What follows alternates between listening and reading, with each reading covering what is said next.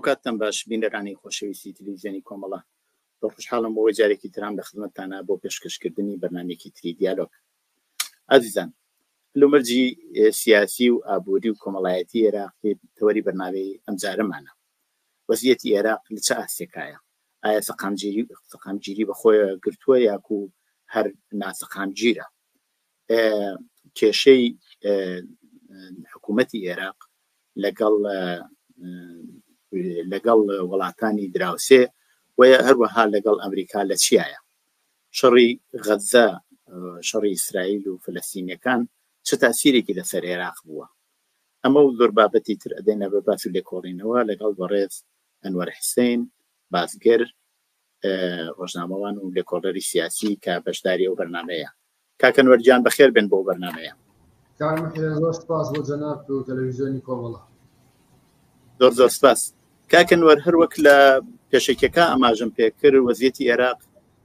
هەمیشە لە ئاڵوگۆڕدایە و بەڕاستی هەر ڕۆژێک لێدا بنیشیت و بەرنامەیەکی لەسەر ساس بکەیت. من پێم خۆشە لە بیدایەتەوە ئاماژەیەکی دووربینانە لەسەر وەزعیەتی ئێستای عێراق بکەین. ئایا لە چه ئاستێکایە، چ وەزعیەتێکایە؟ جا دوایی دینە سەر پرسیارەکە. زۆر سپاس. لە ڕاستیە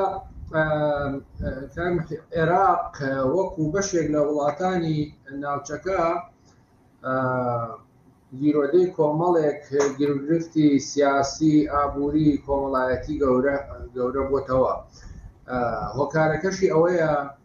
لە ڕاستیە عێراق بۆ خۆی خاوەنی سیادە و سەروەریەکی سربەخۆ نییە و کەوتۆتە بەرداشتی ململانەکانی نێوان تاران و واشنتۆنەوە و لە هەمان کاتە بەڕاستی عێراق وەکو سیستەمێکی سیاسی بە معنای سیاسیەکەی دەوڵەتێکی کامل نییە. بۆ هۆی کە لە عێراقا میلیشیاکانن کە دەوڵەت بەڕێوە بن و بڕیاری سیاسی لەسەردەن و ئەم فرس حیزبایەتی کە لە عێراقا هەیە نەبووە هۆی دروستکردنی دەوڵەتێکی مۆدێرن و پلۆرال و دیموکراسی و سیستماتیزەکراوە. بە پێچەوانەوە بۆتە سەبەبی تێکدان و ئاژاوە و نائارامی و بەردەوام دروستکردنی قەیران. لە ڕاستیە عێراق لە دروستبوونیە وەک وڵاتێکی مۆزاییک و ناهۆمۆجین بەردەوام ئەم گرفتانەی هەبووە، بەڵام بە دوای ڕوخانی باسا ئەو نەزەریە بۆچوونی کە پێی وابوو بە دوای کۆتایی هاتنی سیستەمێکی تۆتالیتاری و دیکتاتۆرێتی بەعزەتوانێ دەوڵەتێکی ئارام و دەوڵەتێکی بنیاد بنێ پێچەوانە دەرچوو و ئەوەی کە لە ماوەی 80 ساڵی حکمی سونیەکان لە دروستبوونی عێراقەوە تا ڕوخانی بەعز لە 2003ەوە لەمای ئەو 80 ساڵەیە چ کارەسات و موسیبەت و نەکبەتێکیان بۆ گەلانی عێراقێنە، شیعەکانیش لە دوای دەست بەکاربوونیان لە 2003ەوە بە هەمان موسیبەت و هەمان دەردەسەریان بۆ گەلی عێراق بەدیێناوە و نایڵن عێراق ئارام بێ و نایڵن ئەم دەوڵەتە بەناو عێراق بکەوێتە سەر سکا بتوانێت دەوڵەتێکی سیستماتیزەکراو بێ. بەڵام لە هەر حاڵدا بەهۆیەوەی کە بەشێکی زۆری وڵاتانی منتقەکە بارودۆخیان خراپە، هێشتا ئێمە پێمان وایە عێراق بەم ڕێژەیە نییە. بەڵام لە هەمان خاتە لە هەمان حاڵەتە ئەوەی کە لە عێراقا بژێەوەی لە نزیکەوە لە عێراق بزانێ ئاگاداری بێ، ئەزانێ کام دەوڵەتە هەرگیز ممکن نییە بە دەوڵەتێک ببێ بە دەوڵەتێکی سیستماتیزەکراوی، دەوڵەتێکی موەسسەساتی سوپا ئینتیمای هەبێ و بتوانێت دەوڵەتێک بێ کە خۆی بەڕێوە بێ. لەبەرەوە جگە لە دەخالەتی ئەمریکا و ئێران کە دەخالەتێکی نابەجێی ناشەریفانەیە لە عێراقا بەڕێوەیە بن، لە هەمان کاتە میلیشیا شیعەکان بوونەتە موسیبەتی سیستەمە سیاسیەکە و گەلانی عێراق و ململانیەکانی نێوان شیعی و سونی و کوردی لە ناو سیستەمەکەیە لە جوگرافیایەکە کە ناوی عێراقا ئەم وڵاتەی بە دەرد و کارەساتێکی گەورە بردووە و ئەتوانم بە کورتی بڵێم کە حکومڕانی شیعە لە عێراقا حکومڕانیەکە فەشەلی هێناوە و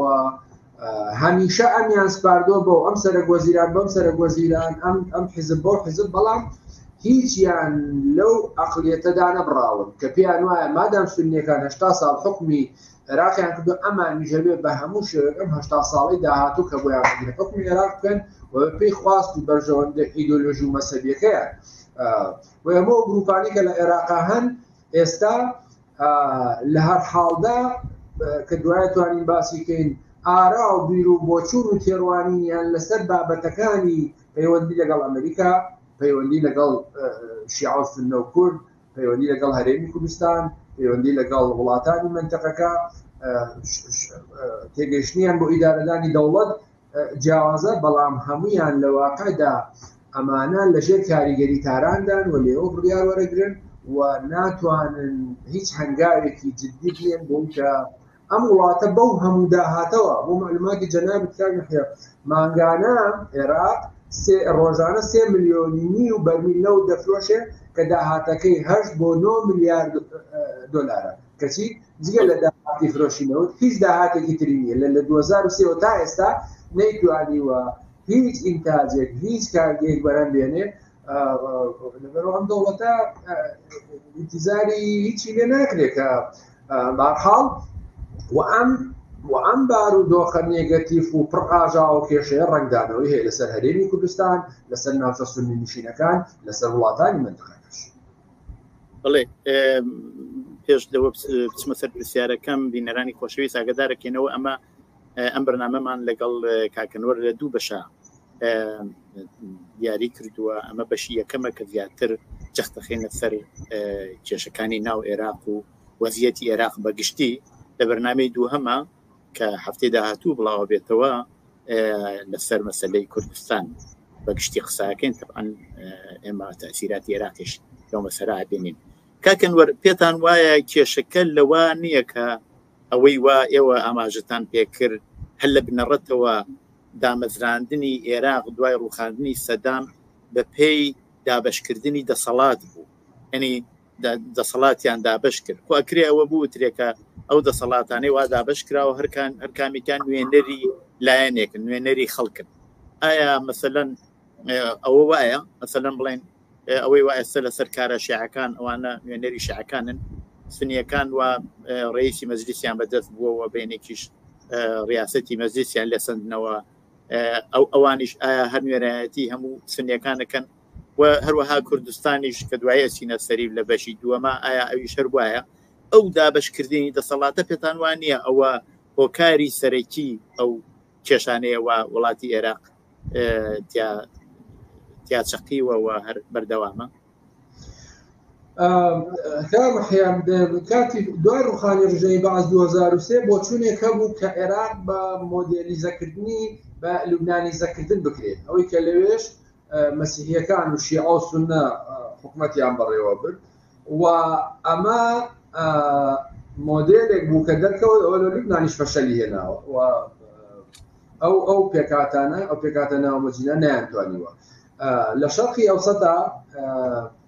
هیچ دەوڵەتێکی نموزەجێکی ئاوا نابینین کە بەم ستراکتۆرەوە بتوانێت حکومەتێکی باش و سیستەمێکی سیاسی باش بەڕێوە بەرێ. ئەوە ڕاستە لە سویسرا کانتۆنەکانی ئەڵمانی و فەڕەنسی و ئەوانە وەکو پێکهاتەی جیاواز توانیویانە سیستەمێکی کۆنفیدرالی یا فیدرالی گەورە پێک بێنن و بتوانن بە یەکەوە بگونجێنەوە. هۆکارەکەشی ئەوەیە کە لەوێ دیموکراسی بەرقەرارە و باوەڕبوون بە دیموکراسی و بە مافی پێکاتەکان بەرقەرار. ئەمە حاڵەتێکی دریشی لە کاگی ئەنی کاگ لە دروستبوونی عێراقەوە لە بیستەکانەوە عێراق هەتم شێوەیە هاتووە، یعنی لە دروستبوونی عێراقەوە تا ڕووخانی بەعز بۆ 1000 ساڵح جەبری شیعە توانیوێتی ڕئیس وزەرا بێ بۆ مودەتێکی کەم. سونیەکان ڕێگەیان بە کەس نەداوە،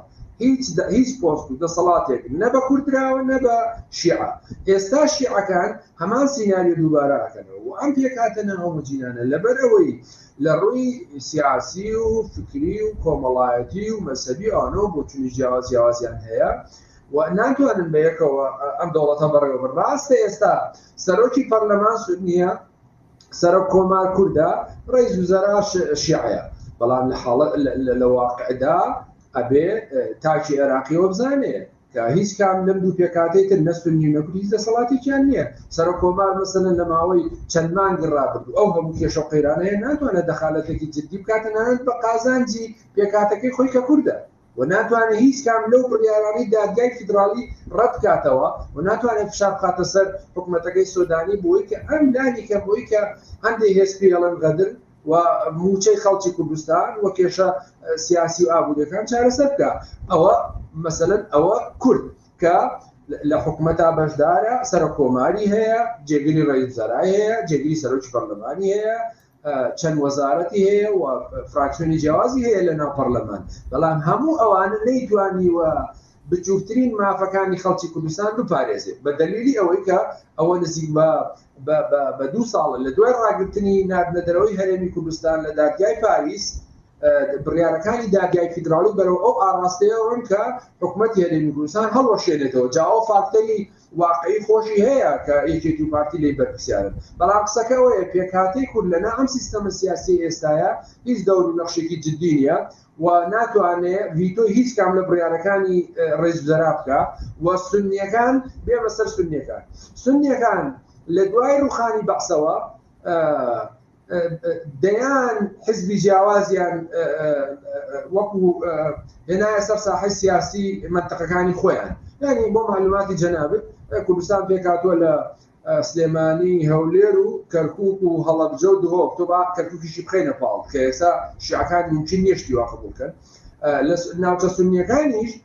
مووسڵە، ئەنبارە و تکریت و دیالەیە. بەنسبەت ناوچە سونیەکانەوە کات لە دوای شەڕی داعشەوە منتەقەکانیان لەلایەن شیعەکانەوە کە دیارە بە بەرنامەی ئێران هەمووی خاپور کراوە. مەسەلەن لەو خەتەوە کە لە دیالەوە دەست پێیەکە لە خانەقین و دیالە و سنووری کرماشانەوە دەست پێیەکە تا ئاگا بە تکریت و سنجار و ئەوانە تا ئاگا بە مووسڵ و تەنانەت ئەنباریش هەموو ئەو منتەقەیە تەخت کرا بە تایبەتی لە دوای شەڕی هاتنی گروپی تیرۆریستی داعشی بۆ منتەقانە بیانوویەکی باش بوو. هەموو بنکە و دامەزرعەوەکان و گوندەکان و هەمیان وێران کرد بۆی کە ئەسەری نەمێنێ. ئەوە ئاسان نییە ئینسانەکە خوێندنەوەیەکی سایکۆلۆژی سۆسیۆلۆژی بۆ بکە. ئەوە ڕقی شیعەیە بەرامبەر سونیەکە ئانەویست ئەو منتەقەیە بسڕنەوە و واشیان کردوە بوو بە خەتی هیلالی شیعی لێتارانەوە بۆ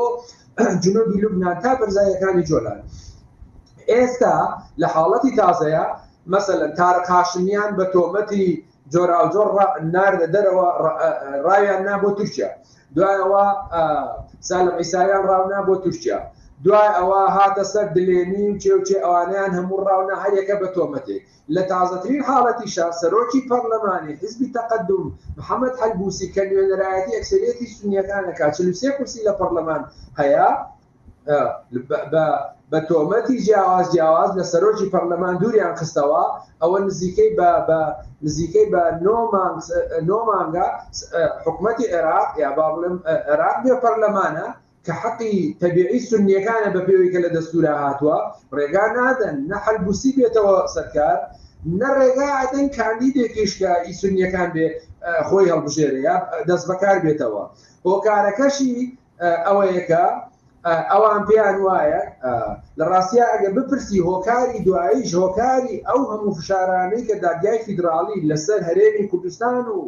حەلبوسی سونیەکان دروستیەکان لەیان شیعەکانەوە چیە بە کورتی پێ بڵێم ئەوەیە لە هەڵبژارنەکانی پێشووە ئەو هاوپەیمانێتی کە لە نێوان پارتی دیموکراتی کوردستان و ڕەوتی سەدری موقتەدا سەدر و تەقەدومی حەلبوسی پێکات وەڵحاصڵ کورد و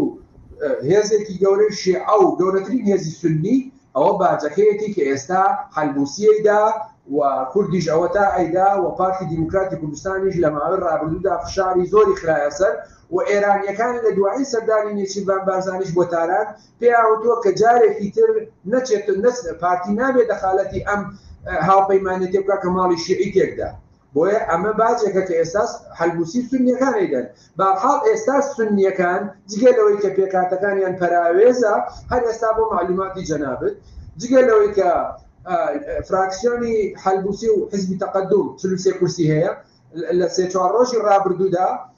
11 ئەندام پەرلەمانی لێجیابووە بە ناوی فراکسیۆنی مبادرەکە بە دەخالەتی ئێرانە بە دەخالەتی شیعەکانە و لە کاندیدکردنی سەرۆکێکی نییە بۆ پەرلەمانی سونی ئەوە 2-3 جەلسەیە لە بینی کاندیدهای جیاواز دوایین هەڵبژاردنیش لە نێوان مەشهەدانی و سالم عیساوی هەر نەیانتوانی یەکلای بکەنەوە. لە کاتێکا بۆ معلوماتی جەنابەت هەموو ئەم دوو کاندیدە سونیە کە دوو حیزبی جیان باشە كيدو حزبي جياي سنين كهاكو استحقاقي خويانا نخوان ريكون ولا هما كاتيشا هادو كان للان جروبيكي إطاروا بشتيواني يكدن يكيان للان مالكيوا يكيان للان خاص عليوا كانوا كان مرجع كان تاران الحكومة الإسلامية رانا بوي دليلات وعنم بلين الشيعة كان أويك إستاء كان أوا سرتاي أجندايكي بشيعزمي كردني عراقا ودوبارة كردنوي هيمنو هيجمون فاشيستي حزبي باسا كأوان كاري بوكن لداتوا ويكتا يستابوا عن نكراوا أو يكبوا عن ناكري بفي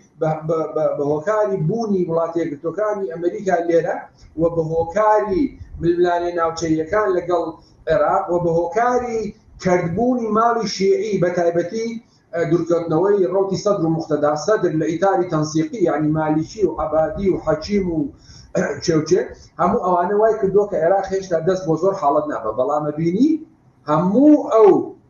كارتو فشاراني كاللبارة بكارياني وكنتم لبرامج سنية كان أو منطقة كان يعني خابورك أو تا سروتش فرلمانكي دركا وانشقاق خاطرنا وحزاب السياسة كان هو ولا هريمي كردستانيش أو تا سرديري روجاني هو كان هريمي كردستان بشرب وهم روج باز لنعرفني موتشو بوجاك لأخوي نيري يا ناي نيري لدواي 33 سال حكمتي هريمي كردستان ناچار ملدا بهمو خواستكاني دولتي الشيعي وهمو خواستكاني حكمتي العراق وبدستي بطالي هذا درو دواي ابوري سربخو دواي ريفراندوم دواي سربخويو دواي شيء هم بدستي بطاليات تبردروا الشيعة كان نوي عراقي شيء ديزاين كراو بنياد بنين ك لخانقين وتازاخو لزاخو تابصرا وانبار هجموني شيعي وشيعيزمي بسروا به وعنده بيكاتيتر النشا شادوتو حكمتي عراقي استا خليشي اوي بهريمي كردستان الله نسروج حكومه ثانيه برلمان ثانيه سروج شي هريم هبه ولا قال انجمي محافظه بوي ام هريمه بريو بري وهيج كات ريغانا دا كسنيه كان ببن بخاوني هريمي سربخو خويان وتنانا ريغانا دا بصرا ببن بهريمي في سربخو بوي بهمو شي هو دا ام هريمش كالكاتو وتعيب بينه و استا فاسواني سنودي نادو تسر سنودا كان هزي بيشمرغنات وانا دخلت كراستا كردن بلام عراق بيوايا او دواي او لمساله اسماني عراق لمساله فروشني نودو انه تكي راقرتوا لمساله دبلوماسيه كانيشا لدواين سردانه كان مسؤول برزاني بو امريكا نتيب عن برزاني بو دروا حكومه العراقي والشيعة كان قليه وياكدوكي وحفتاني ام جور سردانه انا ببيكس حكومه العراقي بريوك لبرو با حاطين ولا چارنوسي شيعة كلنا ام سيستم السياسيه لقل بهيز بونو قشكردني ام فكره وام بوچوناني الشيعة كان هیچ چانسێکی باشیان نییە. بڵێ ئێوە باسیەوەتان کرد کە وەزیەتی ئابووریەکەی هەرنەوتە لە ڕۆژنامەی سەباح لە ڕۆژی دووشەمە نووسیوێتی کە ئابووری عێراق ڕوو بەرەو گەشە ئەڕوات. ئایا ئەوە هەرنەوتەکەیە بەرەو گەشە ئەڕوا یاکو بەرهەمێکی تریشی هەیە کە خەریکە گەشەدا بە ئابووری عێراق؟ والله لە ڕاستیە کاک محێجاران خورمایە بوو ئەیناردە دەرەوە بێگومان دەی هەشتاکان یەکێک لە بەرهەمە باشەکانی وێستا ئەوەشی نەماوە لەگەڵ هاتنی داعش و بڕینەوەی دارخورماکان و لەگەڵ گەندەڵی و فەسادی ئەم حکومەتێک لە دوایەکانەی عێراق و گرنگینەدان بۆ بەروم ئەوەشی فەوتاوە و تێناگەم مەسەلەن ڕۆژنامەی سەباح مەبەستی چییە لەوەی کە ئەتوانێت بارودۆخی ئابووری چاکە چی هەیە مەسەلەن حکومەتی عێراقی هیچ شتێکی نییە تەنانەت پلاستیکیشی لە ئێرانەوە بۆ دێت تەنانەت کەرەستە خواردەمەنیەکانیشی هەمووی ئەگەر عێراق دەتوانێت لە ڕووی ئابووریەوە گەشە بکە ساڵانە ئاڵوگۆڕی بازرگانی 12 ملیارد دلار لەگەڵ حکومەتی تورکیا چییە؟ ئەوەی کە لە حکومەتی تورکیاوە لە ئەنکەرەوە لە دەواازەی براهیم خەلیل و دەواازەکانی ترەوە دێتە ناو شارەکانی عێراق و کوردستانەوە هەمووی بریتێ لە خواردن و کەلوپەل و پێداویستی ڕۆژانەی ژیان ئەوەی کە لە ئێرانەوە دێ بە هەمان شێوەیە ئەویش کەرەسە خراپەکانیان کامی کوالیتیەکەی زۆر خراپە لەبەرەوە من بۆ پێم وایە حکومەتی عێراقی جگە لە فرۆشتنی نەوت هیچ داهاتێکی تری نییە ئەم داهاتە نەوتێش کە وەک وتم مانگانە 8 میلیارد تا 9 میلیارد دلارەوە دەفرۆشێ بەشێکی زۆری ئەوە بۆ موچە و بودجەی خەڵک کە بە پێی دەستگای نەزاهی عێراقی ئەڵێ لە تازەترین راپۆرتیا ئەڵێ نزیکەی 4 میلیارد دلار ئەدرێ بە کۆمەڵێک فەرمانبەری دەوڵەت کە هیچ کارێکیان نیە هیچ ئینتیمایەکیان بۆ دەوڵەت نییە مۆزەف نین یعنی هیچ ئەرکێکی خۆیان جێبەجێ ناکەن و باسی تقریبا 100,000ەکە 100,000 کارمەند کە هیچ کە ئەرکێک بۆ حکومەت جێبەجێ ناکەن پارە وەرەگرن و باسی ئەوەشەکە کە 100,000 تریشیان دوو موچەیان هەیە کە ئەمە جۆرێکە لە گەندەڵی ئەوە بە شوێنی خۆی بۆفتێ دوای ئەوە بۆ معلوماتی جەنابن لە بودجە و میزانەیەکی کە 2023 و 24 و 25 دەوری پێشوو پەرلەمانی عێراق بڕیاری لەسەرداوە ساڵان نزیکە 6 میلیارد دلار حساب کراوە بۆ حەشدی شعبی کە ناتوانێت لەناو ئەنزیمەی سیاسی سەربازی حکوومەتی عێراقا اعترافی پێ بکرێت لە بەرەوەی گروپێکە بەڕاستی ئەم گروپانە بەشێکی زۆر گروپی سیر وەکو گروپی نوجەبا گروپی شوهەدا گروپی خەزعەلی گروپی نازانم دیفاع لە قودس و فەلەستین هەموو ئەمانە پارە وەرەگرن و چەک و چۆڵ لە حکوومەتی عێراقی ئەسێنن بە زەبر بە فشار لەناو بودجێ عێراقا جێگای کراوەتەوە لەولاوە ئێستا دەستگای نەزاهە لە حکوومەتی عێراق بەدکەیسی بەدەیان وەزیری کورد و شیعە و سوننەی لەبەردەستە کە هەرشان لەوانە میلیارد و میلیارد دۆلاریان دزیوە ئەتوانم ناوەکانیشت پێ بڵێن بەتە ئەوانەی کە کوردیشن وانێکیان ڕایان کردووە یعنی هێشتا ئەم گەندەڵوینە بەردەوامە ئەگەر ناکات گێمەخیار بۆ معلوماتی جەنابێت داهاتی دەخلی ساڵانەی وڵاتێکی وەکو جۆرجیا 5 میلیارد دلارە 5 میلیارد دلار بۆ بودجە و میزانەکەی تەرخانەکە کەچی دەوڵەتێکی ئاسوودە و ئارام و گەندەڵیەکیان نابیندرێ مەسەلەن هێزی کار موجودە و خۆشگوزەرانی هەیە و کەچی لە عێراقا بەو هەموو ئیمکانەتەوە نەیتوانیوە نە ئارامی بۆ خەڵک دابینکە نە بژێوەیەکی ژیان نە تەندروستێکی باش یعنی لە تازەترین لێدوانیە سۆدانی بۆ سەردانی یەکێ لە پارێزگاکان ئەڵێ ئەبێ ئێمە کۆتایی بەوە بێنین کە حکوومەتی عێراقی 3 دەوام لە قوتابخانەیەکا بکرێت یعنی دیقەت بە هێشتا لەناو عێراقا 3 دەوام لە قوتابخانەیەکا ئەکرێت کە لە سۆماڵیش پشتیوانیە بەو هەموو داهات ئیمکانێتەوە بۆیە بە نەزەری من عێراق هیچ داهاتێکی نییە جگە لە فرۆشتنی نەوتیش بەشێکی زۆری ئەم میلیشیا جۆرانەی بن بەشێکی زۆری ئەکەوێتە بەر هەڵوشینی گەندەڵی ئەم سیستەمە سیاسیە و لەگەڵەوەشە مەسەلەن عێراق ئێستاش کاتمەهەیە بەو هەموو ئیمکاناتەوە ناتوانێت چوار فڕۆکەی باشیە بێ عێراق بۆ گەشت کە وڵاتەکانی تەنیشتی ئەوە قەتەرە ئیماراتە تورکیا لە ماوەی چەند ڕۆژی ڕابردوو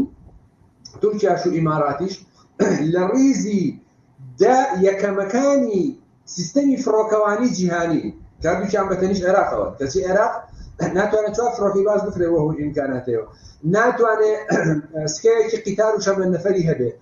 ڕێگاکانی وێرانە قسەکەوەیەکە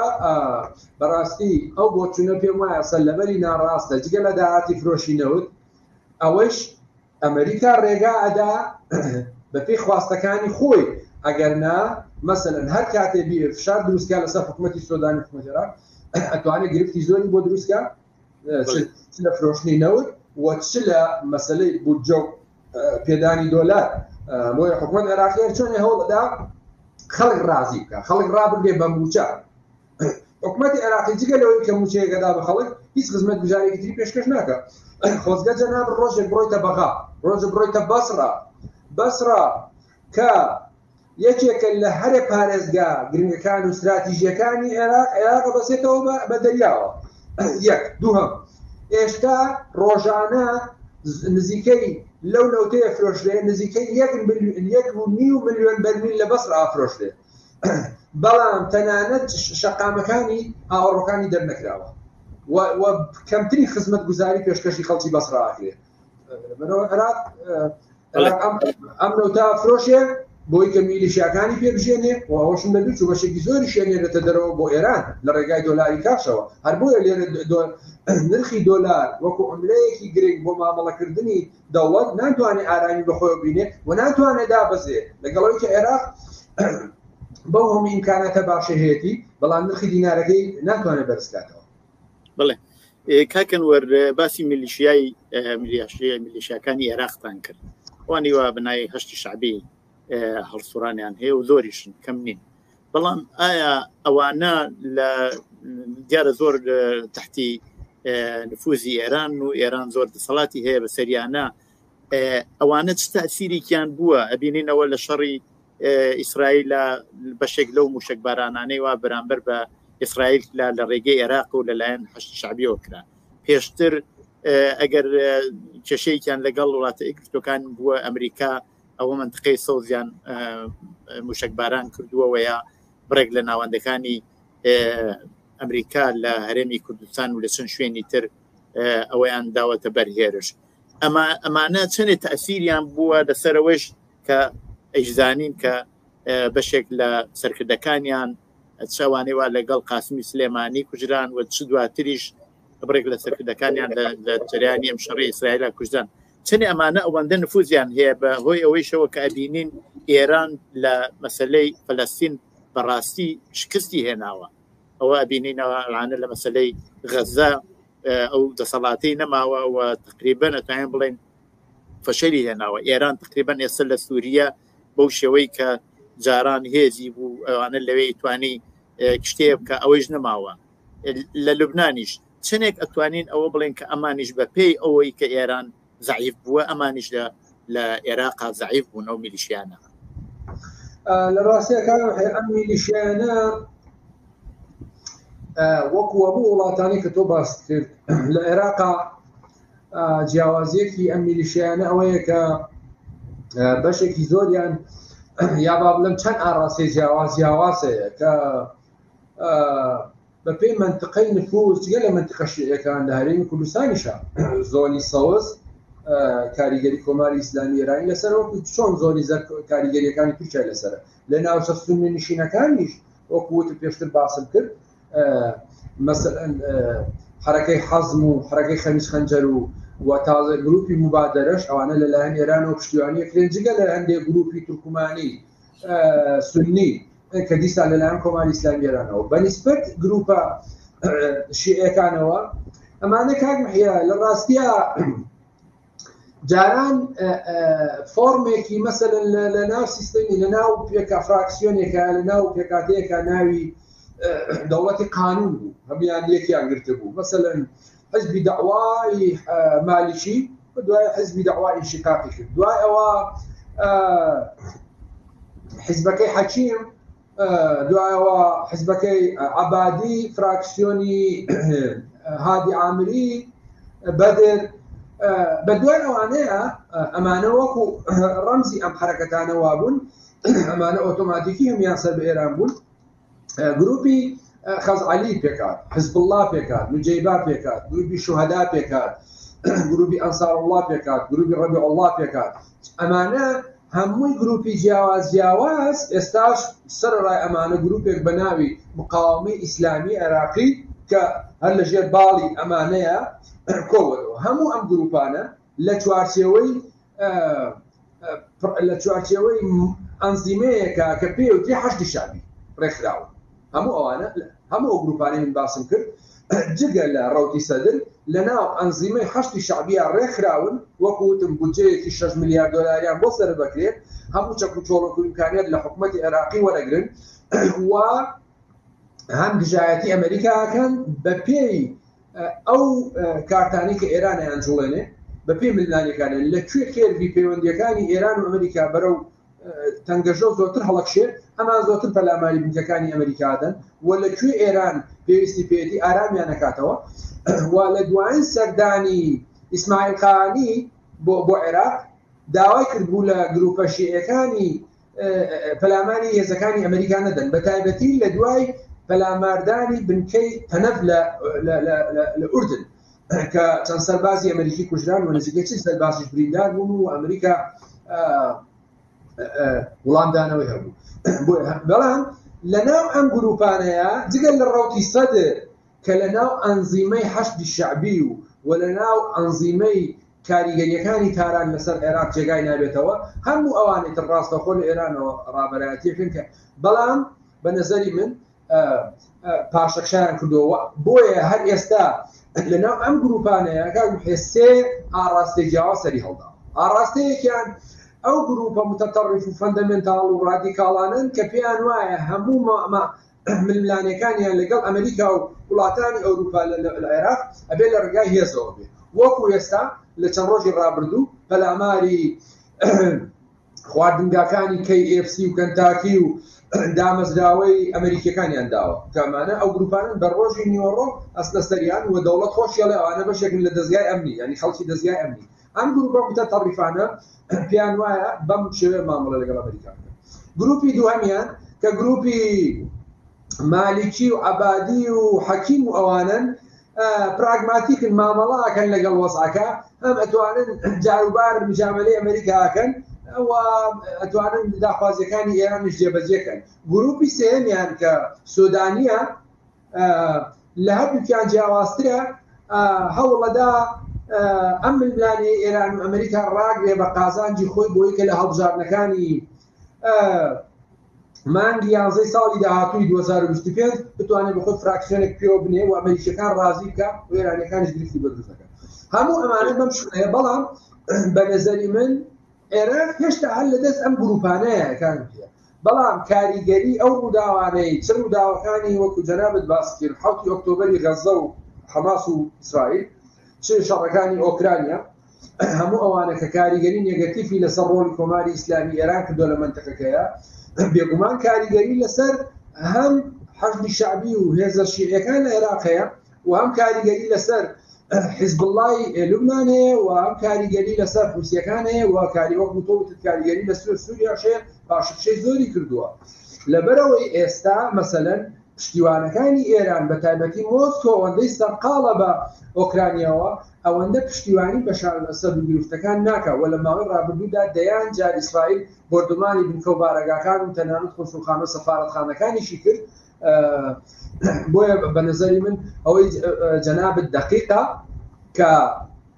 گروپە شیعیەکان لە عێراقیشان زەعیف بوون و ترسیان لێ نیشتووە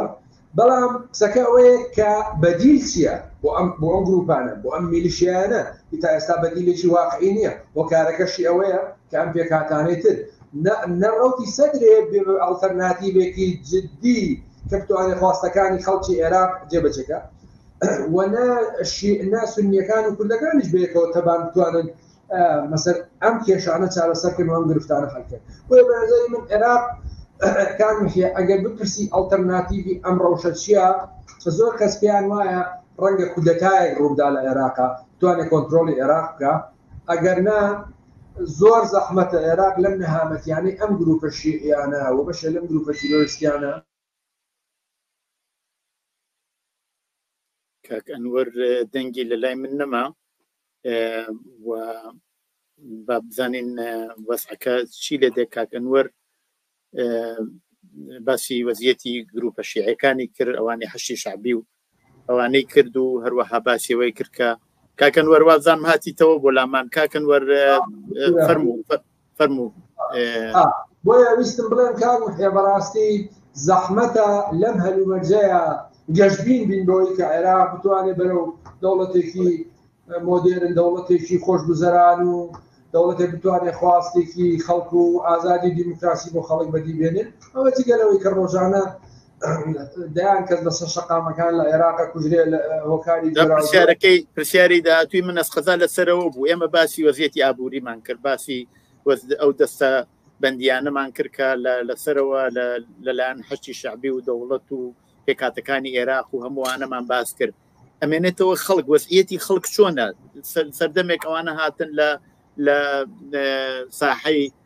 حڕیەت لە کۆبوونەوە و تەظاهوراتێکی زۆر کرا حتا لە بەسرەیش هێرشیان کردە سەر کونسولخانەی ئێران و اعترازاتی ێزگا زۆر کرا بەپۆی وەزیەتی ئابووری بەپێی هەموو دەست تێوەردانەی وای ئێران بوویەتی زۆر لەو بابەتەوە وەزعی خەڵک چۆن لەو کێشانای وا ئێوە ئاماژەتان پێکرد؟ وەکو پێشتر باسم کرد، عێراق حکوومەتی عێراقی یەک کارەکە، ئەویش دابینکردنی موچەی مانگانەیە بۆ خەڵک بۆ ئەوەی کە نێنە سەر شەقام و ئەتراز و ناڕەزایەتی بەرامبەر بەم دەوڵەتە دەرنەبڕن و نیگەرانیەکانی خۆیان نەتەقێنەوە. بە نەزەری من جگە لەمە هیچ ئەمەلێکی تری خۆشگوزەرانی بۆ خەڵک نابینی لە عێراقا و لە ڕاستیە لە بارودۆخێکی خراپاژی وەکوتم، یعنی باوەڕکە کاری مەحیا مەسەلەن مستەسمیرەکان پارەیەک وەرەگرێ بۆ پرۆژەیەک لە بەغا، یعنی ئەوە واقع نوکتە نییە، پارەیەکی خەیاڵی وەرگرتۆ بۆ پرۆژەیەک کە ئاوەڕۆی مەسەلەن گەڕەکێک لە بەغا دەرکە، بەڵام چووە پارەکەشی وەرگرتووە تەنها منهۆڵەکانی داناوە، هیچی کاری لێ نەکردو لە زێرا بۆ ئاوەڕۆکە، پارەکەشی خوراوە، کەسیش لێ ناپرسێت. و مەسەلەن بەشێک هێشتا حکوومەتی عێراقی وەزارەتەکانی و داموداوەزگاکانی هێشتا لە بینای کرێن و لە بینای پاشماوەکانی حزبی بەعسن. یعنی عێراق ئەگەر بیبینی ناتوانی باوەڕکێک کە ئەمە هی دەوڵەتێکە کە مانگانە بای 8 ملیار دلار دەفرۆشێت. بۆیە ئەعتراز و ناڕەزایەتی خەڵک لە شوێنی خۆیەتی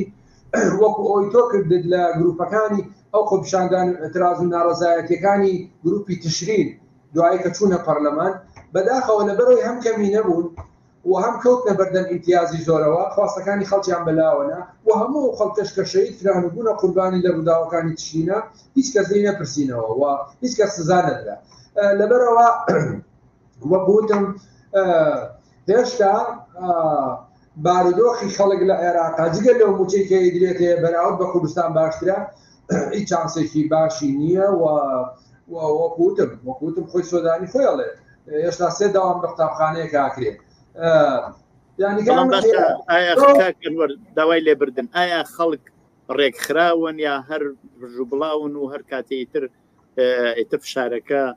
لە حەد تێپەڕ ئەبێت دێنە سەر شەقام و ئاعتراض دەکەن؟ ئایا هیچ ڕێکخراوێک سندیکایە نادان اتحادیە شتێکی ئەوە لەناو ئەو خەڵکا هەیە کە بتوانێت ڕێبەرایەتیە بکە، بتوانێت لە خەر داخوازیەکانیان بێنێت و مەترەحی بکات و پیشان بدات؟ ئایا شتێکی وا هەیە هەرو خەڵکە پراوێزخراون و کە ئێمە ئەبینین جارجار ئێتر شاریان بۆ دێت و دێن و یا بە موچەیان بنەوە بۆ ینی ئەحزابی سیاسی لە عێراقا خواستی ئەوە نییە کە ببێ بە ئالتەرناتیڤی ئەم سیستەمە، خواستی ئەوەیە خۆی دەسەڵات بگرێتە دەست. ئەوە یەک دوو هەم بەڵێ بێگومان گروپهای زۆر هەن، بە تایبەتی گروپی سندیکالیستی لە بەغا و بەسڕا و ناوچەکانی جنوب، گروپی سندیکالیستی و گروپی چەپی زۆر بەهێز هەن، یعنی بەبەستمەوە بە ئیمان و بە باوەڕ، بەڵام ئەمانە گروپی گەورە نین و بەتەنیا ناتوانن لە بەرامبەر ئەو هەژمونە ئیدۆلۆژیە مەزهەبیە کە شیعە بڵاوی کردوتەوە کاریگەری جدیدانن. وەکوتم ڕەوتی سەدر کە بە حساب بەهێزترین هێزەکە ڕوبەڕۆی ئانی با بڵێم ڕخنێ لە دەوڵەتی عێراقی هەیە، وەختێک ئێمە بینی هیچ جیاوازێکی نییە لەگەڵ حیزبی داوا و حزبەکەی حەشیم و حزبەکەی عەبادی، هیچ جیاوازێکی نییە لەگەڵ حەشتی شەعبی، یعنی مامەڵاکە بە خواستەکانی خەڵکەوە. بە هەزاران کەسی لێ کوژرا لە خۆپیشاندانەکانە، بەڵام ئێستا مەسەرەن وەکو مالیکی بیرەکاتەوە کاڵێ بەهێزەکانی ئەمریکا دەرکرێن و کاتێک کە پەلاماری خواردنگاکانی کەنتاکی KFC درێن پشتیوانیان لێەکە، لەبەرەوە ئەمانە ناتوانن بن بە ئالتەرناتیڤ وەی کە تۆوتت خەڵکی سادە و خەڵکی ئەوام لەم دەسەڵات و سیستەمە بەڕاستی وەڕزن. هەر بۆیە کاک مەحیاب دەلیلم بۆ ئەم قسەیەم ئەوەیە بەشداری خەڵک لە پرۆسەی هەڵبژاردنە لە عێراقا هەندێک جار لە 130 زیاتر تێناپەڕێ، بە تایبەتی لە ناوچە شیعەنشینەکان کە زۆرترین دەسەڵات و ئیمکاناتیان بەدەستەوەیە و زۆرترین ڕەشوا ئەدەن بە خەڵک و زۆرترین پارە ئەدەن بە خەڵک و زۆرترین چەپوچۆڵ بە دیاریە دەن بە خەڵک و زۆر امتیاز دەن بە خەڵک کەچی لە عمقی منتیقا شیعەکان لە دوایین هەڵبژاردنە بەشداری خەڵک ناگاتە 27. ئەو دەلالەتە لە چی؟ لە دەلالەتە خەڵک لەم سیستەمە ناڕازیە، دەلالەتە لەوەی سیستەمی حکومڕانی شیعەنەکە لە منتیقەکە لە عێراق فەشەلی هێناوە بەڵام بە زەبروزەنگ بە فشار بە قەتڵ و عام بە زیندان بە کوشتن بە تۆمەت دروستکردن ئەوە لە شوێنی خۆی لە ماوەی ڕابردوودا ئێوە بینیتان چەند کەسانێک لە یوتیوبەر و تیکتۆکچی و خەڵکانی مۆدێلیستی ژنوپیان کوژران بە دەلیلی ئەوەی کە ئەمە ڕێگا نادەن بەرتەسکردنەوەی ژنورەکانی ئازادیە و لە ماوەی ڕابردوودا هەڕەشیان لە چەند ئەندام پەرلەمانی سنی چێوچێ کردووە کە ئەبێ یان مەسەلەن تەییدی ئەو بڕیارانە بکەن یان مەسەلەن تووشی هەڕەشا بن و لەگەڵەوەشا دادگای فیدراڵی وەکو دادگایە کە کۆی سیستەمەکە لەژێ دەسەڵاتیەوە بە ئارەزوی خۆی بڕیارەدا مەسەلەن هەر کەسێک لە کوردستانەوە بڕوا سکاڵایەکی هەبێت دادگای فیدراڵی کەسێکی بۆ کاتەوە و خەریکی هەبێت وەکوی کە عێراق خۆی شانی شەریف بێ هیچ گرفتێکی نەبێەوە دەوڵەتێکی مۆدێلی زەکراوی دۆڵەتێکی موسەساتی مەزبوط بێت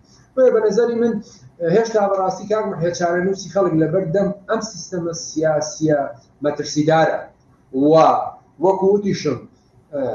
شیعەکان کە حاکمڕانی عێراقن چاوەڕێی هەلومەرجێکی باشترەکەن کە بتوانن پایەکانی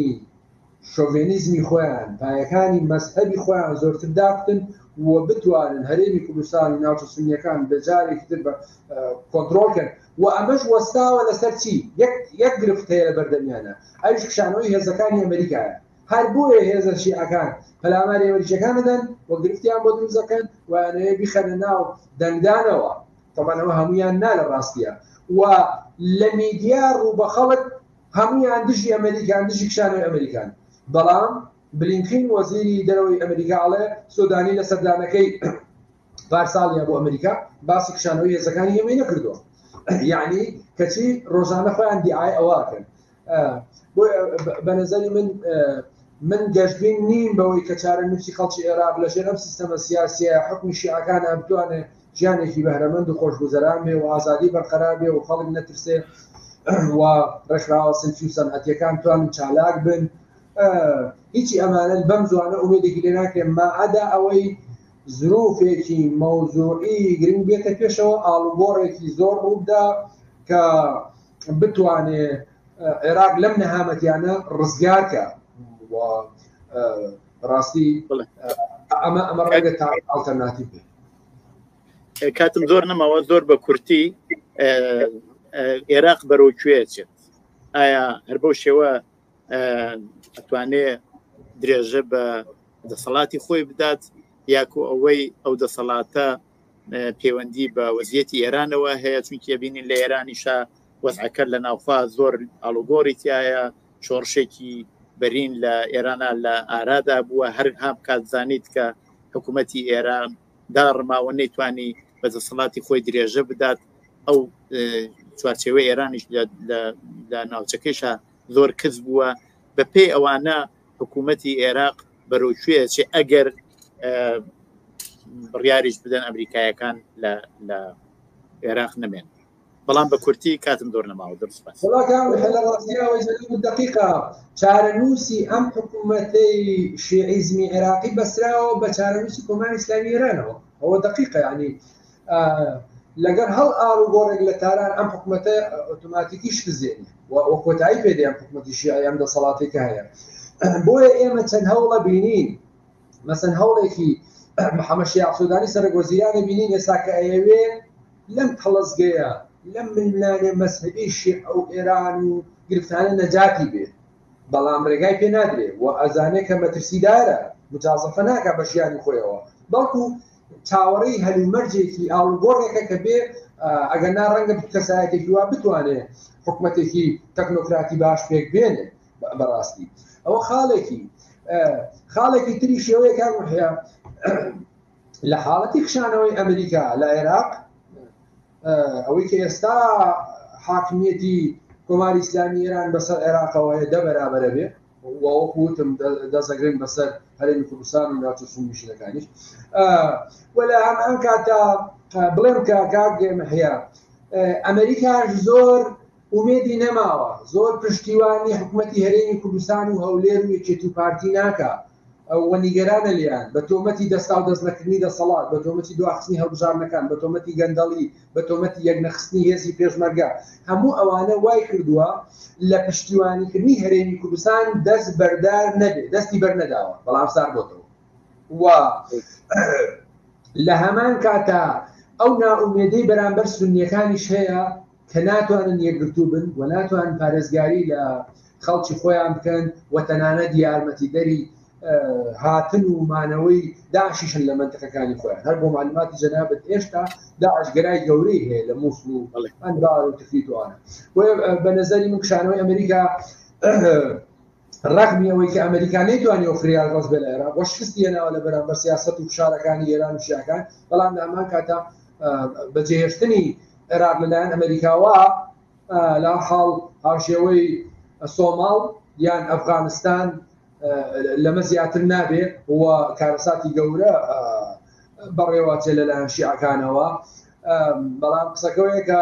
بۆ خۆتان نەزانن زروفی مۆزوعی لەگەڵەوە هەموو ئاڵوگۆڕانەی کە لە منتەقەکەیە شەڕی غەزە و شەڕی ئۆکرانی و رووسیا ڕەنگە ئاڵوگۆڕی تریش ڕووبدا، کام ئاڵوگۆڕانەی هیوادارین بە چانسی خەڵکی عێراق بتوانێت بێتە پێشەوە و خەڵکی عێراق لەو هەموو نەهامەتیەی ئەم 100 ساڵەی ڕابردوو نەجاتیان بێ. بڵێ کاک ئەنوەرگیان زۆر زۆر سپاس بۆ بەشداریتان لەو بەرنامەیەدا. هیوادارم بتوانم لە بەرنامەی داهاتووە کە زیاتر جەختەخێنە سەر مەسەلەی هەرێمی کوردستان بتوانین چاوپێکەوتنمان ببێت. زۆر سپاس بۆ بەشداریتان لەو بەرنامەیە. زۆر سپاس بۆ جەناب کاک. زۆر زۆر سپاس. بەڵێ بینەرانی خۆشەویستی تلویزیۆنی کۆمەڵە بەو جۆرە هاتینە کۆتایی